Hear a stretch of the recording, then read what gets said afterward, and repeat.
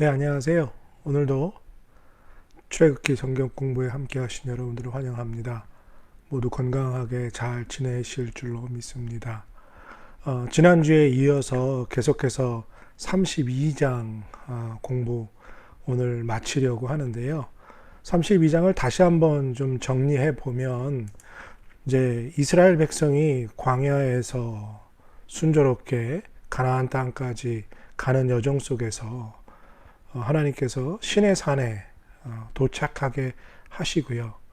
시내산에 도착해서 이제 그동안의 400년의 이스라엘 백성의 노예 생활을 그 때를 벗어버리고 하나님 믿는 하나님 백성으로 만들어 가시는 과정의 첫 번째, 하나님께서 율법을 주시고 그리고 제사의 법과 제사장을 세우는 법, 그리고 성막을 어떻게 지어야 하는지, 이것에 대해서 하나님이 모세를 시내산으로 부르셔서 약 40일간의 기간 동안 그런 것들을 아주 자세하게 하나님께서 설명해 주고 계셨죠.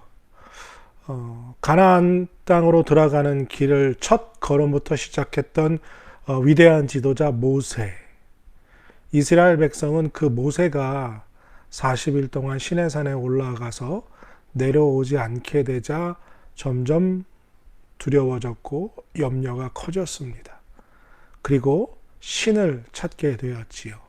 그러니까 어찌 보면 지금까지 이스라엘 백성은 하나님을 믿고 하나님의 인도하심을 따라 걸어왔기보다는 모세라는 사람을, 오히려 눈에 보이는 그 사람을 신처럼 생각하며 살아왔다고 할 수도 있겠지요. 늘 400년 동안이나 이 애굽에 보이는 형상으로 만들어진 신을 섬기는 것에 너무나 익숙해 있었던 이스라엘 백성들. 애굽 사람들은 사람을 신격화하거나 동물이나 식물 그 외에 자연의 여러 가지들을 숭배하는 아주 우상을 숭배하는 민족들이었습니다. 그것에 너무나 익숙했던 이스라엘 백성은 모세가 나타나지 않게 되자 자기들에게 신을 달라 하며 아론에게 찾아오게 됩니다. 그리고 아론은 금을 가지고 오라 말하지요. 그리고 오늘 32장에서 말하면 그 가져온 금을 가지고 만들어서 송아지를 만들게 됩니다. 그리고 이스라엘 백성은 그 송아지를 4절에서 그렇게 말하죠. 만들어 놓은 송아지 형상을 보면서 이것이 애굽에서 우리를 인도하여 낸 하나님이다, 여호와라 라고 그들이 부르면서 하나님 앞에 라고 말하지만 하나님이 아닌 우상 앞에 제사하고 축제를 벌이게 됩니다. 그리고 이 제사는 우리가 말했던 5가지 제사라는 것으로 설명되어지지만, 번제나 화목제 이런 것들로 설명되어지지만, 사실은 이스라엘 백성이 애굽 땅에서 배운 방법으로 신에게 제사를 드렸던, 그래서 아주 술과 춤과 그리고 성적으로 난잡한 행위, 타락한 성적 관계가 그대로 보여졌던 이방 종교의 축제 방식의 제사로 드리면서 그것을 마치 하나님께 드리는 것이라고 착각했던 것을 보게 되지요. 이런 실수는 오늘날 우리에게도 참으로 많이 나타나게 됩니다. 하나님의 뜻대로 하나님을 섬긴다고 말하고, 하나님을 위해서 하나님의 나라를 위해 봉사하고 섬긴다고, 일을 한다고 말하고 있지만 하나님이 명령하신 방법대로가 아닌 자기의 방법대로, 그리고 사람의 관습과 사람의 습관적인 방법을 통해서 하나님을 섬기면서 이것이 하나님을 섬긴 옳은 길이라고 생각하는 현대 그리스도인들의 모습들도 아마 이스라엘 백성의 모습과도 너무나 닮아 있는 줄로 믿습니다. 하나님께서 모세와 함께 이런저런 이야기를 나누고 또 계획을 말씀하고 계시다가 이스라엘 백성이 이와 같이 악한 행위를 하는 것을 보고 모세에게 빨리 시내산을 내려가라 라고 말하죠.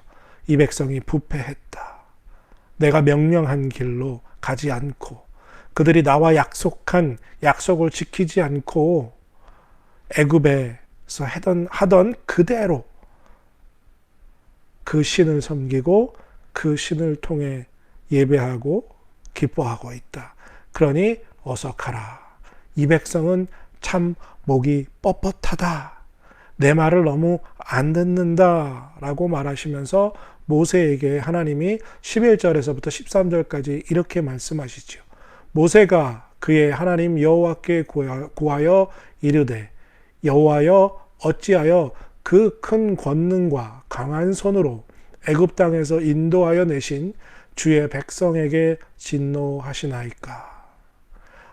어찌하여 애굽 사람들이 이르기를 여호와가 자기의 백성을 산에서 죽이고 지면에서 진멸하려고 악한 의도로 인도해 내었다고 말하게 하시려 하나이까. 주의 맹렬한 노를 그치시고 뜻을 돌이키사 주의 백성에게 이 화를 내리지 마옵소서. 주의 종 아브라함과 이삭과 이스라엘을 기억하소서. 주께서 그들을 위하여 주를 가리켜 맹세하여 이르기를 내가 너희의 자손을 하늘의 별처럼 많게 하고 내가 허락한 이 온 땅을 너희의 자손에게 주어 영원한 기업이 되게 하리라 하셨나이다.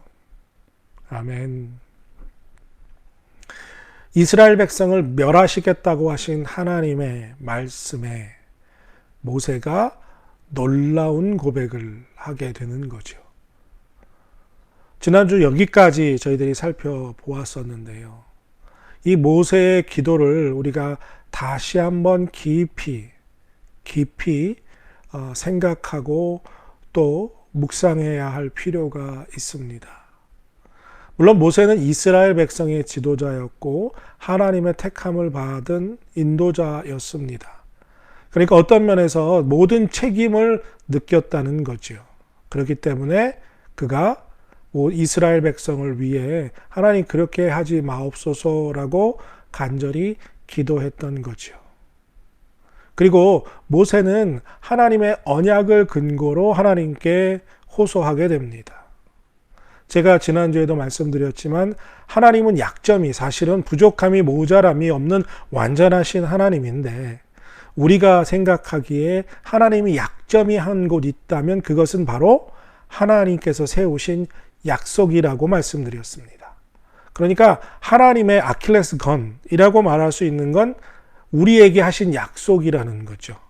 우리는 그 약속을 안 지켜도 하나님께 나아가서 하나님 우리는 비록 이 약속을 안 지켰지만 하나님은 우리에게 이렇게 약속하셨으니 하나님은 약속을 지키셔야 합니다. 라고 말할 때 하나님이 오늘 본문에서 말하고 계신 것처럼 꼼짝 못 하신다는 거죠.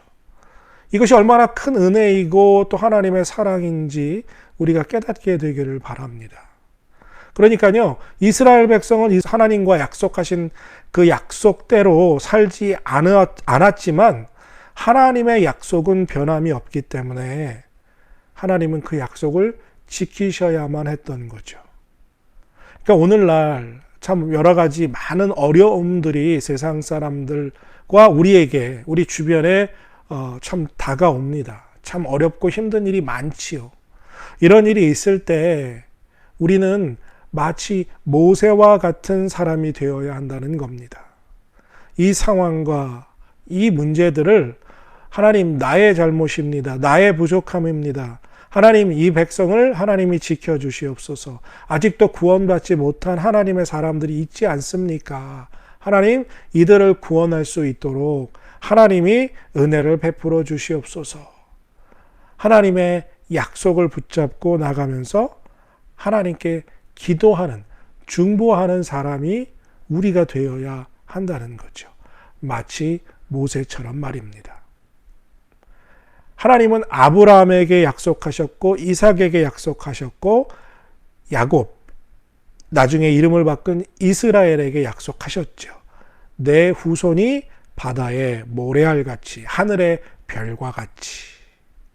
이 약속이 너희가 이렇게 하면이 아니었습니다. 너희가 하나님을 믿으면 이긴 했지만 하나님의 전적인 약속이셨죠.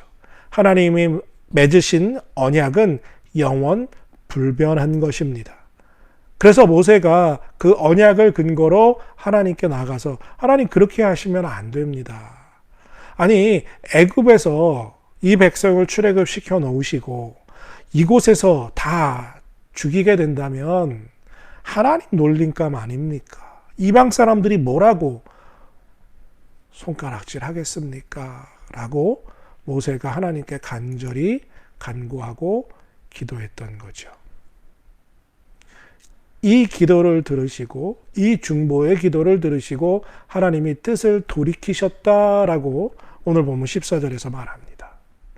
이처럼 하나님이 우리가 지금 이 시대의 사람들을 위해 아직 예수 그리스도를 모르고 세상에서 살아가는 사람들을 향해 우리가 기도하고 또 하나님께 나아갈 때에 하나님께서 뜻을 돌이키시고 이 어렵고 힘든 환경 속에서 그들에게 믿음이 세워질 수 있도록 하나님을 알게 되는 역사를 하나님께서 허락해 주실 줄로 믿는다는 거죠. 급하게 모세가 15절에서 보면 돌이켜서 내려오게 됩니다. 오른손과 왼손에 양손에 증거판을 하나씩 들고 그리고 내려오게 됩니다. 이 판은 하나님께서 만들어 주신 것이죠. 십계명 첫 번째에서 다섯 번째를 쓴 한 돌판, 그리고 다섯 번째에서 10번까지 쓴 나머지 돌판 하나를 들고 내려오게 됩니다. 산 밑으로 가까이 내려오게 되자 모세를 항상 수종하던 여호수아가 요란한 소리를 듣게 됐습니다. 물론 모세도 같이 들었겠지요. 여호수아가 싸우는 소리 같습니다 라고 말합니다. 왜 여호수아가 이런 소리를 하느냐 하면요, 여호수아는 모세 근처에 있지 않았고요, 조금 떨어져서 산 중턱에 내려와 있었기 때문에 모세와 하나님의 대화를 듣지 못했습니다. 그러니까 진중에서 시끄러운 소리가 들리니까 마치 싸우거나 또 다른 부족으로부터 공격을 받아서 전쟁을 하고 있는 것 아닌가라는 생각으로 이런 말을 아마 했을 겁니다. 그런데 모세가 18절에서 이렇게 말하죠. 왜냐하면 모세는 이미 하나님께서 말씀하셔서 다 알고 내려왔기 때문에 이렇게 말하는 겁니다. 승전가도 아니고 패하여 부르짖는 소리도 아니고 노래하는 소리다. 그리고 가까이 내려와서 보니까 송아지를 만들어 놓고 그곳에서 춤추는 것을 보고 모세가 들고 내려오던 돌판을 던져서 깨뜨리게 됩니다. 그리고는 금송아지를 불살라서 그것을 가루로 만들어서 물에 뿌려서 이스라엘 백성에게 마시게 만듭니다. 이것이 오늘 우리에게 보여주는 영적인 그 도전, 이것은 무엇이냐 하면요, 금송아지, 그 하나님을 대신해서 만들었던 그것을, 그 금송아지를 가루로 만들어서 마시게 했다는 것. 우상을 멀리하고 우상을 섬겼던 지은 죄를 갈아서 없애겠다라는 그러한 철저한 그러한 의미를 모세가 이스라엘 백성에게 전달하려는 거죠. 우상 숭배는, 그 죄는 이렇게 마치 갈아서 없어져질 만큼 하나님 앞에 무서운 죄다. 그리고 너희들 보아라. 이 금덩어리로 만든 송아지가 다시 불살라 가루가 되도록 아무것도 할 수 없는 무능력한, 그저 우상덩어리에 불과하지 않느냐. 참 신이 아니다. 살아있는 신이 아니다. 너희들이 만든 그 어떤 신은 다 신처럼 보일지라도 그저 우상덩어리. 그래서 다 갈아서 가루로 만들어 버릴 만큼 아무 의미 없는 것이다. 아무 능력 없는 것이다 라는 걸 이스라엘 백성 뇌리에 아주 새겨주려고 모세가 이와 같이 했다고 할 수 있습니다. 오늘날 우리 마음속에 세우고 그리는 우상들이 때로는 각자의 삶에 있습니다. 물론 그것을 우리가 하나님이라고 표현할 때가 있지요. 하나님을 우리가 형상화한다는 것. 그런데 하나님을 형상화하는 것은 성경에도 말하고 십계명에도 말하고 있는 것처럼 그것은 불가능한 것입니다. 그리고 해서는 안 되는 일인 거죠. 그런데 우리가 만드는 그 형상들, 그리고 우리가 하나님보다 더 좋아하고 섬기고 우선시하는 모든 것들, 이것들이 다 우상이고 결국 그것들은 갈아서 물에 마실 만큼 아무 의미도 아무 능력도 없는 것이라는 것을 우리가 분명히 깨달아야 합니다. 영적으로 깨어있는 것과 깨어있지 않는 것이 얼마나 큰 차이를 가져오느냐 하는 것, 즉 하나님 앞에 가까이 나아간 자와 그렇지 않은 자의 차이가 얼마나 크고 놀라운 것인가가 바로 21절에서 24절까지의 모세와 아론의 대화에서 나오게 되지요. 모세가 아론에게 아니 어떻게 이런 일이 있습니까? 어떻게 이스라엘 백성이 이렇게 큰 죄를 빠지게 하셨습니까? 아마 모세가 형이지만 아론을 책망한 것입니다. 근데 22절에서 이 아론이 그렇게 말하죠. 내 주여. 내 주여. 그러니까 모세를 하나님처럼 인정했고 그의 리더십을 인정했다는 겁니다. 그런데 이 백성이 악함을 아시지 않습니까? 아니 모세 당신이 40일 동안 산 위에서 내려오지 않자 나에게 신을 만들어 달라 했습니다. 애굽 땅에서 우리를 인도해낸 모세 어떻게 됐는지 알 수 없는데 산속에서 어떻게 됐는지 우리가 어떻게 합니까? 그러니 우리를 위해서 신을 만들어 달라고 찾아왔습니다. 그래서 내가 그들에게 금 가진 거를 가져와라, 빼라. 그래서 그걸 가져온 걸 내가 우습죠? 불에 던졌더니 송아지가 나왔다고 말합니다. 이게 얼마나 궁색한 변명입니까?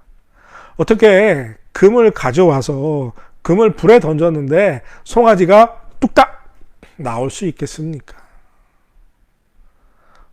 이 송아지가 뭐 신이 아니고요. 그저 우상덩어리 사람이 만들어 놓은 것인데, 그리고 모두 다 알지요. 이스라엘 백성도 알고 아론도 알고 그것을 자기들 스스로가 만든 거라는 걸 다 알면서도요.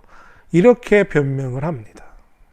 그런데 여러분들 이건요. 인간이 죄를 범한 인간이 아주 보편적으로 행하는 핑계입니다. 아담이 선악과를 따먹고 숲에 숨었을 때 하나님이 내가 어디 있느냐? 내가 어찌하여 숨었느냐? 누가 너에게 벗었다고 알려줬느냐? 라고 얘기할 때 뭐라고 말합니까? 하나님이 만들어주신 여자, 내 아내가 이 열매를 먹으라고 해서 그 열매를 먹었는데 먹고 나니까 벗은 것을 알게 됐습니다. 라고 말하죠. 자기가 먹어놓고 자기 아내를 책임 전가하는, 변명하는 모습을 보았습니다.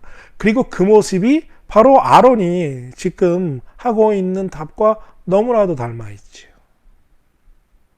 이것이 우리 인간의 본성, 죄성이라고 할 수 있습니다. 죄를 지을 땐 몰랐는데요. 죄를 짓고 나서 그 죄를 지적당했을 때 인간은 늘 이런 핑계, 저런 핑계를 대면서 그 죄를 지을 수밖에 없는 상황을 합리화시키려고 합니다. 그래서 요즘은 심리학에서도 말하죠. 그 합리화한다라고, 현실을. 그래서 도덕도 윤리도 어떤 현실의 합리화에 의해서 무너지고 깨어지는 경우들이 있습니다. 어쩔 수 없이 그럴 수밖에 없었다. 그 상황이라면 그 일을 그렇게밖에는 결정할 수 없었다라는 그러한 모습들로 현실에서 사람들이 자기의 변명을 내려놓게 됩니다. 참 구차한 변명이지요. 오늘 우리 마음 속에는 이런 내가 불에 던졌더니 송아지가 나왔나이다 라는 구차한 변명이 하나님 앞에 없는지 한번 살펴보기를 바랍니다. 하나님이 이렇게 모르실 때, 하나님이 이래서 이런 핑계 저런 핑계를 대지 않고 하나님 앞에 솔직히 나아가 모든 죄를 고백하고 하나님께 죄를 용서를 구하는 우리들이 되어야 할 것입니다. 그러면 하나님께서 우리의 죄를 용서하시고 깨끗하게 회복해 주실 줄로 믿습니다. 이것이 하나님의 약속입니다. 그러니까 우리들 마음속에 죄를 짓지 않는 것이 더 먼저입니다. 우선이지요. 하지만 어쩔 수 없이 인간에게 죄를 지을 수밖에 없습니다. 죄를 지었다면 하나님 앞에 솔직하게 있는 그대로 모두 다 고백하고 죄 용서함을 구하는 것이, 회개하는 것이 옳다는 거죠. 이 핑계 저 핑계를 대고 하나님 앞에서 어떻게 해볼 요량으로 그런 모습은 하나님이 기뻐하시지 않는다는 겁니다. 계속해서 이제 모세가 이야기합니다. 이 문제를 어떻게 처리해야 할까 아마 고민했던 것 같아요. 그러니까 25절에서 또 29절 사이에 그가 이 백성이 참으로 하나님의 말씀을 듣지 않고 자기의 뜻대로, 자기 마음대로, 멋대로 하니, 그래서 여기서 방자하다라는 말을 쓰지요. 어떻게 해야 할까? 도대체 이 사람들을 어떻게 해야 할까라고 고민하다가 편을 가르게 됩니다. 하나님 편에 있는 자, 이쪽으로 다 모여라. 그리고는 그들에게 말하지요.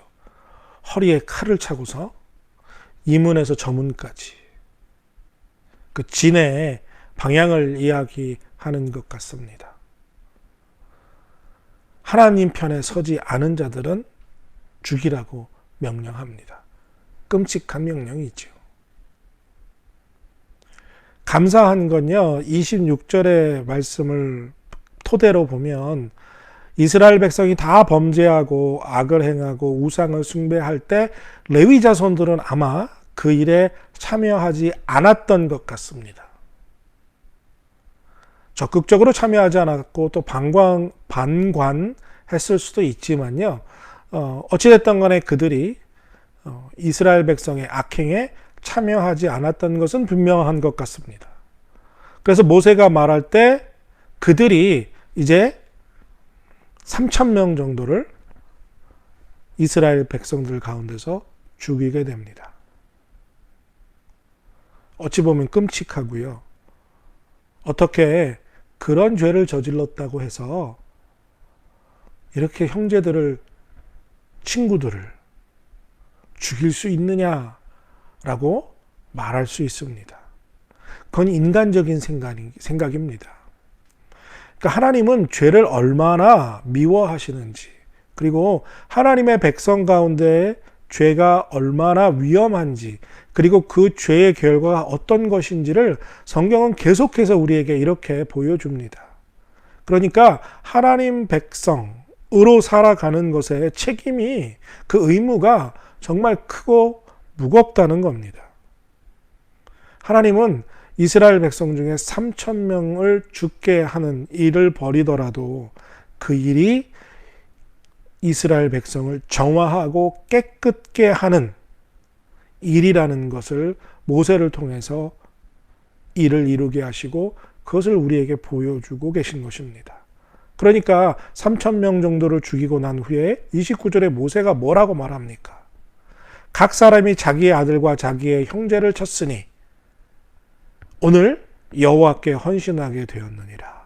그가 오늘 너희에게 복을 내리리라 라고 말합니다. 여러분들 얼마나 이게 끔찍한 일입니까? 그러니까 예수님 잘 모르는 분들이, 성경 말씀을 잘 이해하지 못하는 세상 사람들이 이런 부분을 어떻게 읽게 되거나 알게 되면 아니 무슨 하나님이라는 신이 이렇게 끔찍하냐, 그 죄를 용서해 주면 되지, 사랑의 하나님이라고 말하면서 어떻게 이렇게 끔찍하게 사람을 죽이고 그 사람들을 죽인 사람들에게 복이 있을 거다. 그것을 헌신이라고 말할 수 있느냐라고 말하는 거죠. 그런데요, 하나님은 그 백성들 가운데 성결, 거룩함을 더 우선시 하셨다는 겁니다. 우상 숭배하는 자를 미워하고 그 죄를 깨끗이 없애셔야만, 성결하게 해야만 이스라엘 백성에게 그 죄가 전가되지 않기 때문에, 전염되지 않기 때문에 하나님이 이와 같은 끔찍한 일이지만 행하라고 명령하신 겁니다. 그래서 성경에서 누룩이라는 것 평가할 때 이 죄를 얘기하죠. 이 누룩은 부패해서 사람 다 밀가루를 부풀게 만들죠. 죄가 이와 역할이 똑같기 때문에 한 사람이 죄 지은 걸 그 사람 하나가 하나로의 죄로 끝나는 것이 아니라 이것이 옆에 사람과 옆에 사람, 옆에 사람에게 전가되어서, 전염되어서 다 부패하게 된다는 거죠. 요즘 코로나 바이러스가 참 우리들을 힘들게 하는 시간들이 계속 지나가고 있는데요. 마치 이 바이러스처럼요, 그 한 사람이 가진 바이러스가 그 사람에게만 남아있는 것이 아니라 만나고 함께하는 사람들에게 다 퍼지게 되죠. 그래서 보통 한 사람에게 강력한 전파력이 있는 사람은 100명까지도 그 사람이 다닐 때 전파를 할 수 있다고 하는데요. 죄가 이와 같다는 겁니다. 그러니까 이스라엘 백성의 진안에서 이렇게 형제 자매이지만, 친구이지만 그 사람들을 죽여야만 하는 이유는 죄를 없애버려야만, 그들의 죄를 깨끗하게 제거해야만 이스라엘 백성이 그 죄에 전염되지 않기 때문에 하나님이 좀 끔찍해 보이지만 이것을 행하신 거라는 거죠. 그러니까 무엇을 더 중요하게 생각하시는가 하는 겁니다. 그래서 이스라엘 백성에게, 레위 지파에게 특별히 헌신했다라고 말하는 거죠.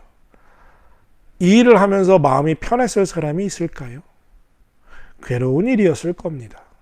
그런데 하나님의 말씀대로 살아가기 위해서 우리가 그렇게 이 인간의 사람과 사람과의 관계이지만 하나님을 우선시하고 하나님의 법을 먼저 지키겠다는 결단이 그들에게 있었기 때문에 이것을 헌신이라 표현하고 있는 겁니다.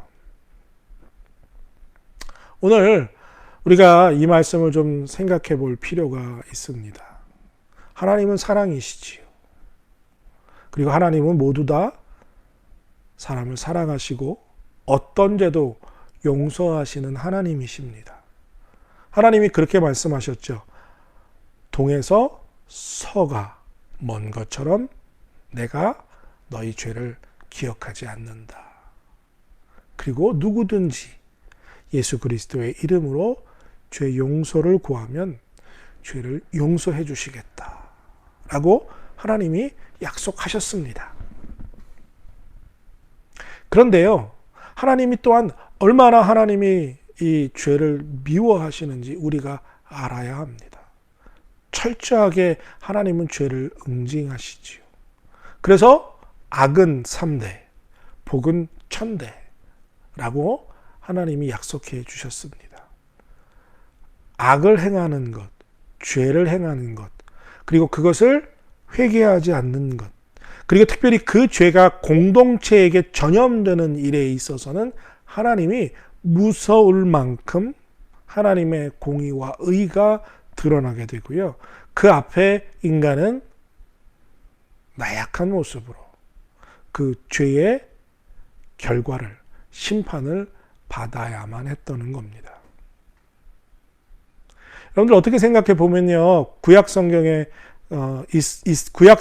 이야기는 사람들이 죄를 범했을 때 바로바로 철저하게 하나님의 응징과 심판이 오니까 좀 더 무섭고 이스라엘 백성이 하나님의 말씀을 좀 더 잘 들을 수 있었을지도 모릅니다.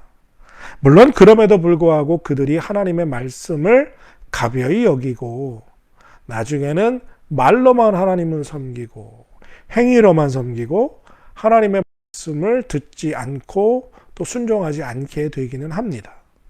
그런데 오늘날 우리는요, 아무리 하나님의 말씀을 안 듣고 안 지켜도요, 당장 무슨 일이 일어나는 건 아닙니다. 그렇죠. 여러분도 죄 지어서 죄 짓고 회개하지 않아도 당장 뭐 어떤 사고가 나서 또 어떤 일 하나님의 심판으로 우리가 죽거나 뭐 어떻게 되는 일은 없지요. 이렇게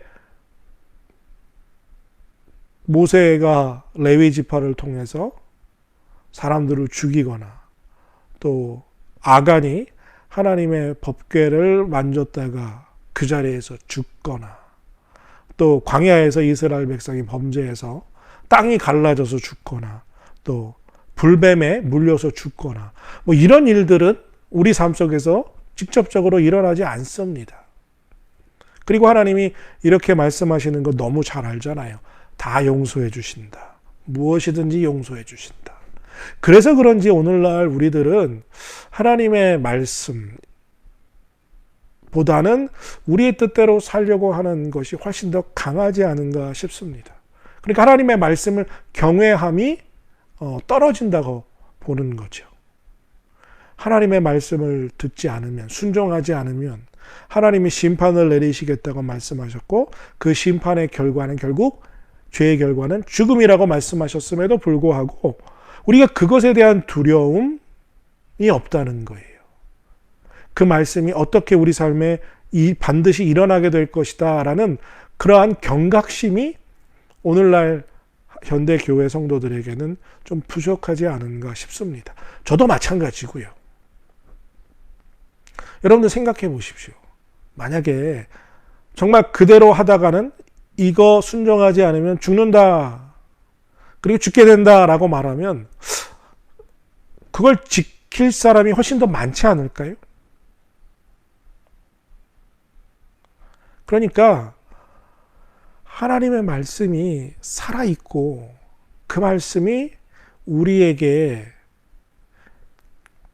적용된다는 것. 죄는 반드시 그 심판과 죄값이 있다는 것. 그것을 우리가 기억해야 하나님의 말씀에 순종하게 되고요. 하나님이 살아계심을 정말 믿고 하나님을 경외해야 우리가 하나님의 말씀에 더욱 두려운 마음으로 살아가게 되는 것이라 생각할 수 있습니다. 그래서 바울이요, 나는 구원을 이루었다 말하지 않고 두렵과 떨림으로 구원을 이루어 간다라는 표현을 쓰게 되는 거죠. 그러니까 바울이 구원을 못 받아서 그리고 행위로 구원받기 위해서가 아니라요. 믿음으로 구원을 받지만 구원에 합당한 삶을 살지 못함에 대한 그리고 하나님의 말씀대로 온전히 살아가지 못하는 것에 대한 자기 자신의 그 본성에 대한 고민 그리고 그것에 대한 간절함이 그렇게 표현된 것이다 라고 할 수 있습니다. 여러분들 다시 한번 이 끔찍한 사건을 보면서 우리 안의 죄를 반드시 해결해야 함을 하나님 앞에 섰을 때 죄가 얼마나 무서운 것인가, 하나님이 이 죄를 얼마나 싫어하시는가 하는 걸 정말 온전히 깨닫게 되는, 그래서 우리 삶에서 죄를 멀리하는 은혜가 있게 되길 바라고 또 그런 삶을 우리가 살아야 할 줄로 믿습니다. 이런 끔찍한 일이 끝나고 나서 이제 모세가 다시 하나님께로 올라갑니다. 하나님, 어떻게 하면 좋지요? 하나님, 이들이 하나님이 만들지 말라 하신 우상을 만들어서 하나님 정말 큰 죄를 저질렀습니다. 이들을 용서해 주십시오. 간절히 기도합니다. 간절히 하나님께 면합니다. 하나님, 이들을 용서해 주시지 않으려면 기록된 책에 내 이름을 지워 주십시오 라고까지 모세가 기도하게 됐지요. 그래서 우리가 이 부분을 어떻게 이해하냐면 생명책에 기록된 이름, 그 언약의 이름은 절대로 지워질 수도 없고 지워지지도 않는다는 것을 우리가 깨달아야 합니다.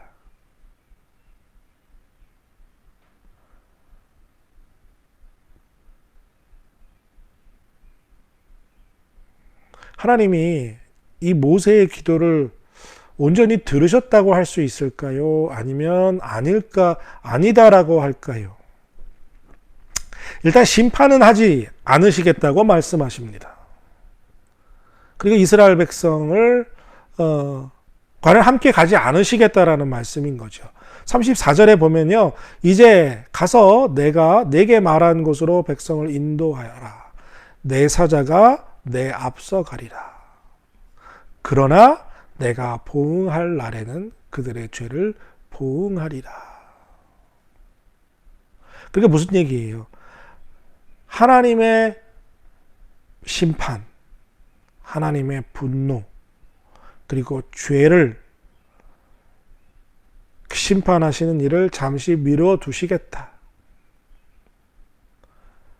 그리고 가나안 땅으로 가는 길에 하나님의 사자를 보내서 그가 너희들을 인도할 것이다 라고 말씀하는 겁니다. 그러니까요, 하나님이 이스라엘 백성을 가나안 땅으로 보내시겠다는 약속을 지키시지요. 그리고 가나안 땅에 들어갈 때 이제 나중에 신명기에 보면 모세가 마지막으로 이스라엘 백성에게 다시 맹세하기를 원합니다. 하나님만 섬기고 우상을 섬기지 않겠다. 그런데 이스라엘 백성이 가나안 땅에 들어가서 그 약속을 또 어기지요. 그러면서 사사기가 시작됩니다. 사사기에 보면 사사기 처음과 끝은 그들에게 왕이 없으니 자기의 소견에, 자기 눈에 좋은 대로 행하였더라는 것이 사사기 전체의 결론입니다. 그러니까요, 하나님은 이스라엘 백성과 맺은 언약을 지키시기 위해 또 참고 또 참고 또 참으셨죠. 나중에는 이스라엘 백성에게 그렇게 말씀합니다. 내가 너희와 함께 있지 않다. 예루살렘 성전에 너희와 함께 있지 않다. 너희의 제사를 받기 원치 않는다. 너희가 내 말을 듣지 않으면 결국은 망할 것이다. 너희들을 다른 나라에게 손에 맡겨 너희들에게 심판을 행하시겠다라고 말씀합니다. 그러나 이스라엘 백성 듣지 않지요. 그래서 결국은 북이스라엘은 아수르에, 그리고 남유다는 바벨론에 망하게 되고 포로 생활을 70년이나 하게 되지요. 그래도 하나님이 다시 회복시키셨지만, 그래서 돌아와 성전을 재건하고 성전벽도 재건하지만 결국은 어떻게 됩니까? 또 반복되어서 결국은 예수님이 2000년 전에 오셨죠. 모세는, 오늘 본문의 모세는, 특별히 이 중보의 기도를 드리는 모세의 모습은 마치 예수님의 모습과도 같습니다. 그런데 모세는요, 자기가 할 수 있는 한계가 뭐냐면 자기 이름을 생명책에서 지워달라는 것 정도입니다. 하지만 예수님은 우리를 위해서 십자가의 죽으심으로 하나님이 그 보응하실 죄를 완전히 한 번에 다 깨끗이 해결하셨다는 겁니다. 오늘 우리가 이 32장의 사건, 영화 10계명에도 나온 아주 유명한 사건이고요. 너무나 우리가 잘 아는 사건입니다. 그런데 오늘 이 사건 속에서 우리는 아주 중요한 사실 두 가지를 꼭 기억해야 합니다. 첫째, 하나님은 죄를 아주 미워하시고 그 죄의 대가는 반드시 지불해야 한다는 거예요. 그리고 죄의 결과는 심판이라는 거죠. 죽음의 심판. 특별히 공동체 안에 공동체에게 전가될 수 있는 죄에 대한 성결함을 위해서는 하나님은 인간의 눈으로 봤을 때 조금은 끔찍할지라도 그 죄를 도려내야만 하는 그러한 무서운 공의의 하나님이심을 보여주기도 합니다. 하지만 또 그 뒤편에 있는 모세의 간구 속에 하나님이 어쩔 수 없이 그 약속을 지키셔야만 했던 것처럼 하나님은 언약의 하나님이시기 때문에 약속의 하나님이시기 때문에 그 약속을 반드시 지키셔야만 하는 신실하신 하나님이라는 거죠. 그래서 우리는 하나님 앞에 나아갈 때 아무것도 가진 것 없지만 아무 자격 없지만 하나님께 아무것도 요구할 수 있는 그런 것이 없지만 하나님의 약속만 붙잡고 나가면 된다는 겁니다. 그러니까 오늘 우리가 이렇게 말씀을 함께 공부하고 출애굽기를 공부해 나가면서 하나님이 우리에게 약속하신 그 약속을 붙잡는 여러분들 되시길 바랍니다. 그리고 그 약속을 붙잡으신 것을요, 힘들고 어려울 때, 고난 가운데 있을 때, 정말 하나님이 아니시면 해결할 수 없는 그 상황이 되었을 때, 그리고 우리의 죄가 하나님 앞에 온전히 드러났을 때, 하나님 앞에 회개하면서 하나님이 이렇게 약속하셨으니 내게 다시 한번 은혜를 베풀어 주소서라고 하나님께 기도하면 하나님이 그 약속을 들어 주실 줄로 믿는다는 거죠. 이렇게 32장을 정리합니다. 여러분 기억하시길 바랍니다. 32장의 사건 그리고 무엇이 가장 중요한 사건인지 다시 한번 점검하고 또 기억하는 여러분들 되시기를 바랍니다. 오늘도 함께 해주셔서 감사하고요. 또 한 주간 동안 건강히 잘 지내시길 바랍니다. 다음 시간에 뵙겠습니다. 감사합니다.